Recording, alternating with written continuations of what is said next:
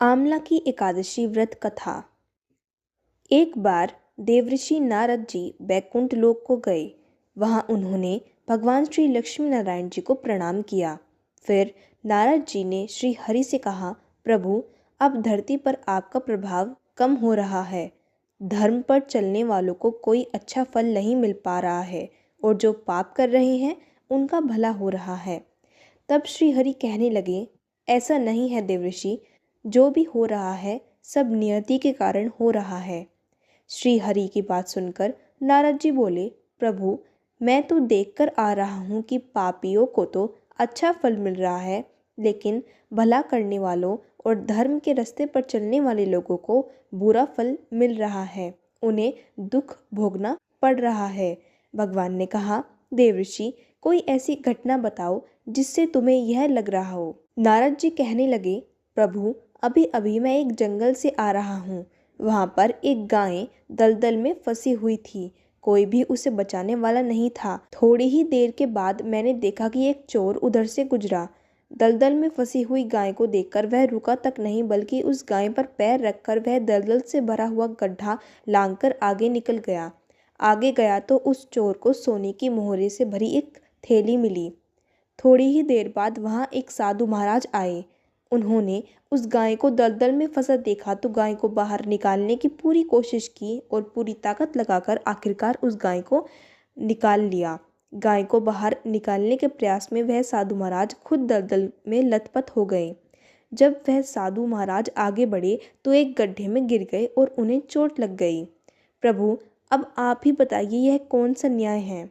नारद जी की पूरी बात सुन लेने के बाद श्री हरि बोले, देवऋषि, यह सही ही हुआ। जो चोर गाय पर पैर रखकर भाग गया था उसकी किस्मत में तो एक खजाना था, लेकिन उसके इस पाप के कारण उसे केवल कुछ मोहरे ही मिल पाईं। वहीं उस साधु महाराज को गड्ढे में इसलिए गिरना पड़ा क्योंकि उनके भाग्य में उस समय मृत्यु लिखी हुई थी, लेकिन एक गाय को बचाने के कारण उनके पुण्य बहुत अधिक बढ़ गए और उनकी मृत्यु बस एक छोटी सी चोट में बदल गई। इंसान के कर्म से ही उसका भाग्य तय होता है देवऋषि, इसलिए अच्छे कर्म करना कभी नहीं छोड़ना चाहिए। श्री हरि की बात सुनकर देवऋषि नारद मुस्कुराते हुए और प्रभु को प्रणाम करते हुए नारायण नारायण कहकर प्रभु की रचाई हुई सृष्टि की अन्य लीलाएं देखने के लिए चल पड़े। प्रेम से बोलिए श्री लक्ष्मी नारायण भगवान की जय। अब सुनिए एकादशी माता की कथा। इस कथा को सुनने से ही एकादशी का व्रत पूरा माना जाता है। एक बार एक बूढ़ी माँ ने एकादशी का उपवास रखा। बड़े ही भक्तिभाव से वह एकादशी की पूजा किया करती थी। वह बूढ़ी हो चुकी थी। वह तो अपने बच्चों के लिए, अपने परिवार के सुख सुविधा के लिए इतना कठिन व्रत रखती थी। वे दिन भर तो बड़ा कठिन मन करके अपनी प्यास को किसी तरह रोकी रही, क्योंकि एकादशी के व्रत में जल की एक बूंद भी ग्रहण नहीं करती थी। दिन भर उन्होंने पूजा पाठ की, व्रत की कथा पढ़ी और फिर पंडित जी को मिट्टी के एक पात्र में पानी, मौसमी फल और शक्कर दान में दिए। उन्हें गर्मी के कारण बड़ी बेचैनी हो रही थी। एक तो बुढ़ापा और दूसरा यह भयंकर गर्मी। बूढ़ी माँ के सामने पहाड़ सी लंबी रात थी। प्यास की मारी गला सूख रहा था और वे बेचैन होकर करवट बदलती जा रही थी। वे मन में कहती रही, हे माता, आप मेरी लाज रखिएगा, आप ही मुझे शक्ति दीजिएगा। उनकी सहनशीलता की सीमा टूट गई और वे चिल्ला पड़ी, बचाओ बचाओ। परिवार वाले आए और बोले, अम्मा जी, जब व्रत नहीं रखा जाता तो क्यों कर रही हो, पानी पी लीजिए। बूढ़ी माँ बोली, मेरे तो प्यास के मारे प्राण निकले जा रहे हैं, ज़रा मेरी छाती पर ठंडा पानी का घड़ा रख दो। घड़ा रखने पर उन्हें थोड़ा सुकून मिला और उनकी आंखें बंद हो गई। इधर एकादशी माता ने उनकी परीक्षा लेने की सोची। आधी रात को माता मुर्गा बनकर कुकड़ुकू करने लगी। बूढ़ी माँ उठी, लेकिन आसमान में सुबह का तारा नहीं था। उन्होंने दृढ़ निश्चय किया, अब तो व्रत पूरा करके ही छोड़ूंगी। थोड़ी देर बाद एकादशी माता एक छोटी कन्या का रूप धरकर गिलास में मीठा शरबत लेकर आई और बोली, दादी जी, सवेरा हो गया है, शरबत पी लीजिए। बूढ़ी माँ का मन ललचाया, लेकिन उन्हें व्रत याद आ गया और वह चुपचाप लेट गईं।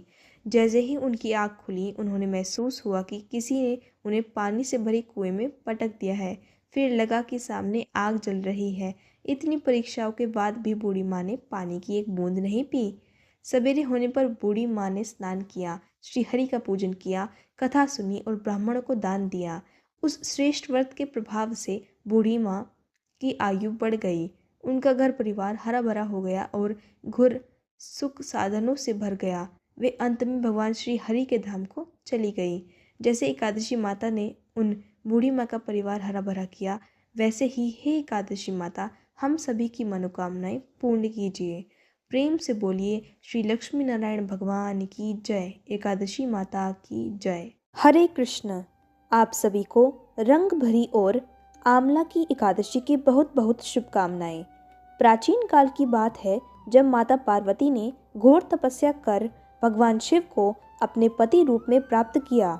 अनेक युगों की कठिन तपस्या के बाद भगवान शिव ने प्रसन्न होकर पार्वती जी को स्वीकार किया और उनका विवाह विधि पूर्वक हिमालय राज के घर संपन्न हुआ।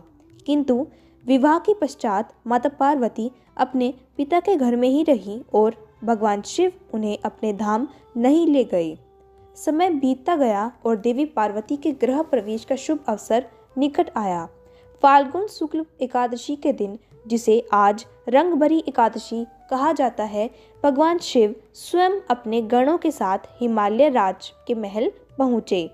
उनके साथ नंदी, भूत प्रेत गण, ऋषि मुनि और अनेक देवी देवता भी थे।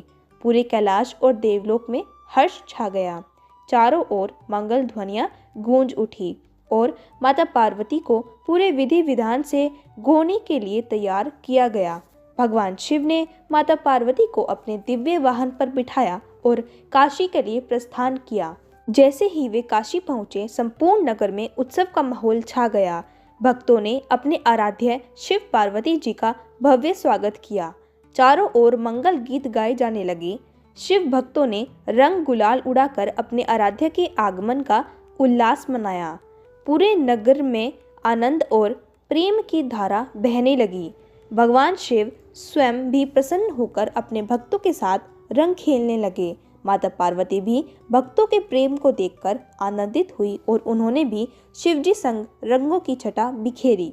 इस प्रकार रंग भरी एकादशी केवल शिव पार्वती के मिलन का दिन ही नहीं, बल्कि भक्ति, प्रेम और रंगों के उत्सव का प्रतीक बन गई।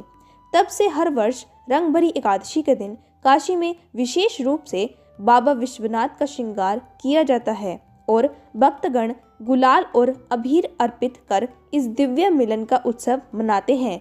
यह दिन भगवान शिव और देवी पार्वती जी के प्रेम, भक्ति और आनंद का प्रतीक है और इसे मनाने से जीवन में सुख, समृद्धि और आध्यात्मिक ऊर्जा का संचार होता है। रंग भरी या आंवला की एकादशी फाल्गुन शुक्ल पक्ष की एकादशी तिथि को मनाई जाती है, जिसका उल्लेख अनेक पुराणों में मिलता है। इस दिन भगवान विष्णु और आंवले के वृक्ष की पूजा करने का विशेष महत्व है। आंवला, जिसे अमृत फल माना जाता है, श्री हरि को अत्यंत प्रिय है और इसके पूजन से व्यक्ति के समस्त पाप नष्ट हो जाते हैं। यह एकादशी जीवन में शुद्धता, पुण्य और मोक्ष की प्राप्ति के द्वार खोलती है। इसे रंग भरी एकादशी भी कहते हैं क्योंकि यह होली के पूर्व आता है और भक्त इस दिन उल्लास पूर्वक भगवान का पूजन कर रंगों का उत्सव मनाते हैं। इस दिन व्रत और दान कर विशेष फल मिलता है, जिससे मनुष्य सांसारिक बंधनों से मुक्त होकर प्रभु के चरणों में स्थान प्राप्त करते हैं। ऐसा ही है एक दिव्य प्रसंग महाभारत काल में घटित हुआ है, जब धर्मराज युधिष्ठिर ने भगवान श्री कृष्ण से इस एकादशी का महत्व जानने की इच्छा प्रकट की। तब श्री कृष्ण अपने दिव्य गरुड़ ध्वज से सुशोभित रथ पर विराजमान होकर इंद्रप्रस्थ की ओर बढ़े, जहां धर्मराज अपने भ्राता भीम, अर्जुन, नकुल और सहदेव के साथ प्रभु के आगमन की प्रतीक्षा कर रहे थे। जैसे ही श्री कृष्ण का रथ महल के द्वार पर पहुंचा, वेद मंत्रों की ध्वनि से समस्त वातावरण पवित्र हो उठा। पुष्प वर्षा होने लगी और मंगल ध्वनियां गूंज उठी। महाराज युधिष्ठिर ने श्रद्धा से श्री कृष्ण का स्वागत किया और उनके चरणों में प्रणाम कर कहा, हे केशव, कृपया हमें इस एकादशी का महत्व बताने की कृपा करें। श्री कृष्ण मंद मुस्कान के साथ बोले, हे धर्मराज, यह एकादशी समस्त पापों का नाश करने वाली और पुण्य को बढ़ाने वाली है। इसके व्रत से मनुष्य को अखंड सौभाग्य और अंत में मोक्ष की प्राप्ति होती है। इसके पश्चात उन्होंने इस पावन तिथि की महिमा और कथा का विस्तार पूर्वक वर्णन किया, जिसे सुनकर पांडवों ने श्रद्धा और भक्ति भाव से इस एकादशी का व्रत करने का संकल्प लिया। धर्मराज युधिष्ठिर ने भगवान श्री कृष्ण से कहा, हे कृष्ण, मैंने विजया एकादशी का महत्व, जो महान फल देने वाला है, सुन लिया। अब फाल्गुन शुक्ल पक्ष की एकादशी का नाम और महात्माएं बताने की भी कृपा कीजिए। तब भगवान श्री कृष्ण बोले, महाभाग्य युधिष्ठिर, मैं वह प्रसंग सुनाता हूँ जिसे राजा मानधाता के पूछने पर एक समय महात्मा वशिष्ठ जी ने कहा था। फाल्गुन शुक्ल पक्ष की एकादशी का नाम आमला की एकादशी है। इसका पवित्र व्रत विष्णुलोक की प्राप्ति कराने वाला है। राजा मानधाता ने पूछा कि द्विज श्रेष्ठ, यह आमला की एकादशी कब उत्पन्न हुई, मुझे बताइए। तब वशिष्ठ जी ने कहा, महाभाग्य, पृथ्वी पर आमला की उत्पत्ति किस प्रकार हुई यह बताता हूँ, सुनो।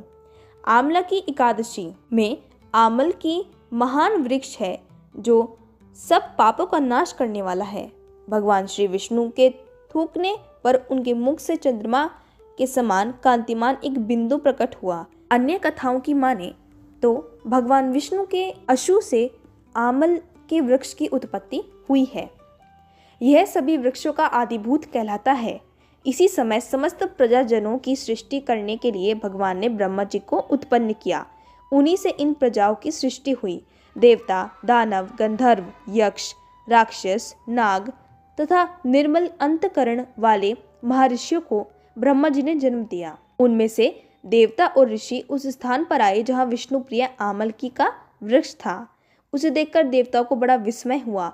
तभी आकाशवाणी हुई, महर्षियों, यह सर्वश्रेष्ठ आमल की का वृक्ष है जो विष्णु भगवान को प्रिय है। इसके स्मरण मात्र से गोदान का फल मिलता है। स्पर्श करने से इससे 2 गुना और फल भक्षण करने से 3 गुना पुण्य प्राप्त होता है। इसके मूल भाग में श्री विष्णु, ऊपरी भाग में श्री ब्रह्मा, स्कंद में परमेश्वर भगवान रुद्र, शाखाओं में मुनि, टहनियों में देवता, पत्तों में वसु, फलों में मृदगण और फलों में समस्त प्रजापति वास करते हैं। ऋषि बोले, अव्यक्त स्वरूप से बोलने वाले महापुरुष, हम लोग आपको क्या समझे, आप कौन हैं? आकाशवाणी हुई, जो संपूर्ण भूतों के कर्ता और समस्त भुवन की श्रेष्ठा है, वही सनातन विष्णु मैं हूँ। ऋषियों ने भगवान की स्तुति की। भगवान श्री हरि संतुष्ट हुए और बोले, महर्षियों, तुम्हें कौन सा अभिष्ट वरदान दूं? ऋषियों ने स्वर्ग और मोक्ष प्रदान करने वाले व्रत के बारे में पूछा। श्री विष्णु बोले, महर्षियों, फाल्गुन शुक्ल पक्ष में यदि पुष्य नक्षत्र से युक्त द्वादशी हो तो वह महान पुण्य देने वाली होती है। आमला की एकादशी में आंवले के वृक्ष के पास जाकर वहां रात्रि में जागरण करना चाहिए। इससे मनुष्य समस्त पापों से छूट जाता है। हरे कृष्णा। आज हम फाल्गुन मास के शुक्ल पक्ष की उस पावन तिथि की चर्चा करेंगे जिसे आमला की एकादशी के नाम से जाना जाता है। शास्त्रों में इस एकादशी का विशेष महत्व है क्योंकि यह आंवले के वृक्ष को समर्पित है। मान्यता है कि सृष्टि के प्रारंभ में भगवान विष्णु की नाभि से जब ब्रह्मा जी प्रकट हुए तब उनके आंसुओं से ही आंवले के वृक्ष की उत्पत्ति हुई थी। इस दिन जो भी भक्त श्रद्धापूर्वक व्रत रखता है और आंवले के वृक्ष की पूजा करता है उसे समस्त पापों से मुक्ति मिल जाती है। आइए हम राजा चित्ररथ के उस प्राचीन काल में चलते हैं जहां इस कथा का जन्म हुआ। बहुत समय पहले की बात है। वेदिश नाम का एक समृद्ध नगर था। वहां के राजा का नाम था चित्ररथ। राजा चित्ररथ अत्यंत धर्मात्मा और विष्णु भक्त थे। उनके राज्य में कोई भी व्यक्ति निर्धन, नास्तिक या दुखी नहीं था। एक बार जब आमला की एकादशी आई तो राजा अपनी पूरी प्रजा के साथ नदी के तट पर स्थित एक विशाल आंवले के वृक्ष के पास पहुँचे। उन्होंने उस वृक्ष को धूप, दीप, गंध और पुष्पों से अलंकृत किया। राजा और प्रजा ने मिलकर प्रार्थना की, हे धात्री, हे विष्णु स्वरूपिणी, आप ब्रह्मा जी द्वारा उत्पन्न और भगवान विष्णु की प्रिय हैं, हमारे पापों का नाश करें। उस रात राजा और प्रजा ने भगवान विष्णु के भजन कीर्तन करते हुए वही जागरण करने का संकल्प लिया। जब सब लोग भक्ति में लीन थे तभी वहाँ एक शिकारी बहेलिया आया। वह स्वभाव से ही पापी था और पशुओं की हत्या करके अपना जीवन चलाता था। वह बहुत भूखा और थका हुआ था। भोजन की तलाश में वह मंदिर और उत्सव के पास छिपकर बैठ गया। उसने देखा कि राजा और प्रजा कैसे श्रद्धा से भगवान की पूजा कर रहे हैं। उसने पूरी रात जागकर विष्णु भगवान की कथा सुनी और कीर्तन सुना। हालांकि उसने यह व्रत अनजाने में किया था, फिर भी उसने एकादशी के दो मुख्य नियमों का पालन किया, उपवास यानी कि भूख के कारण और जागरण उत्सुकता के कारण। सुबह होने पर वह अपने घर गया और भोजन किया। कुछ समय पश्चात उस शिकारी की मृत्यु हो गई। अनजाने में किए गए उस व्रत के प्रभाव से उस शिकारी का अगला जन्म एक राज परिवार में हुआ। वह राजा विदुरथ का पुत्र बना और उसका नाम वसुरथ रखा गया। वह अत्यंत वीर, सुंदर और धार्मिक राजा बना। एक दिन राजा वसुरथ शिकार खेलते हुए घने जंगल में रास्ता भटक गए। थक हार कर वे एक वृक्ष के नीचे सो गए। तभी वहाँ कुछ डाकू और उनके पुराने शत्रु आ पहुँचे। उन्होंने राजा को अकेले पाकर सोचा, यही वह राजा है जिसने हमारी परिजनों को मारा था, आज इसे मार डालते हैं। डाकुओं ने राजा पर तलवारों और भालों से हमला किया, लेकिन चमत्कार हुआ। जैसे ही हथियार राजा के शरीर को छूते, वे फूलों की पंखुड़ियों में बदल जाते। तभी राजा के शरीर से एक दिव्य देवी प्रकट हुई। उनके हाथ में चमकती हुई तलवार थी और उनकी आंखों में क्रोध था। देखते ही देखते उस देवी ने सभी दुष्टों का संहार कर दिया।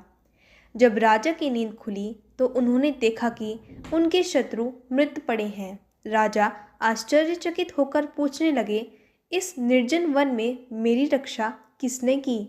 तभी एक आकाशवाणी हुई, हे राजन, भगवान विष्णु के अतिरिक्त तुम्हारी रक्षा कौन कर सकता है?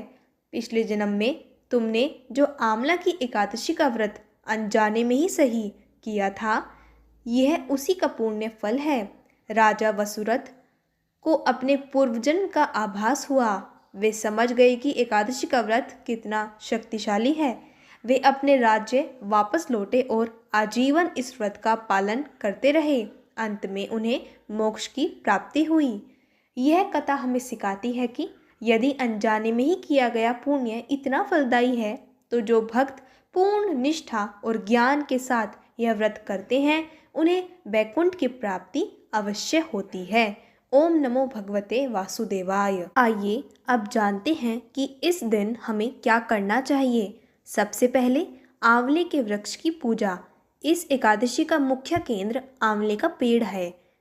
सुबह स्नान के बाद आंवले के पेड़ की जड़ में जल चढ़ाएं।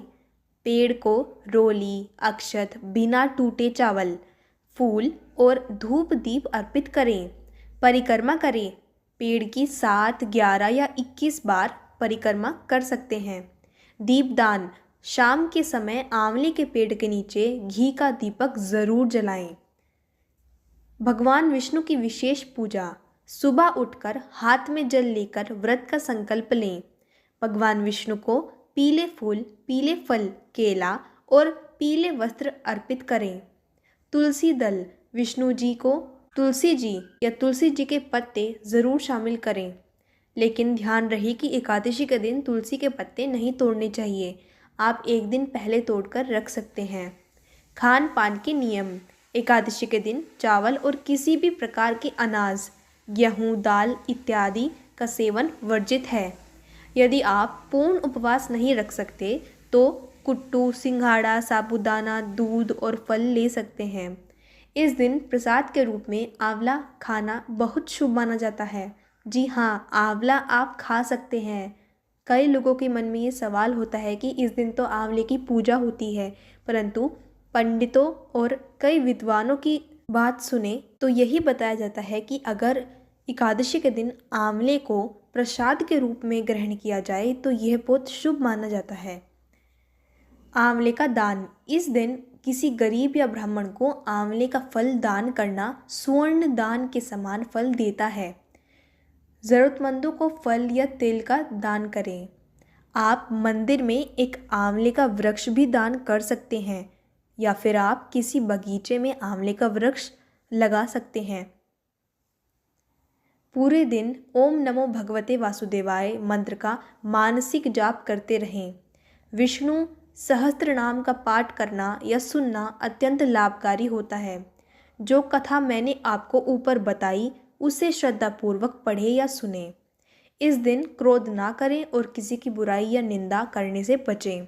नाखून काटना, बाल कटवाना या साबुन का प्रयोग करना इस दिन टालना चाहिए। यदि संभव हो तो रात में सोए नहीं बल्कि भगवान के भजन और कीर्तन करें। जय श्री कृष्णा।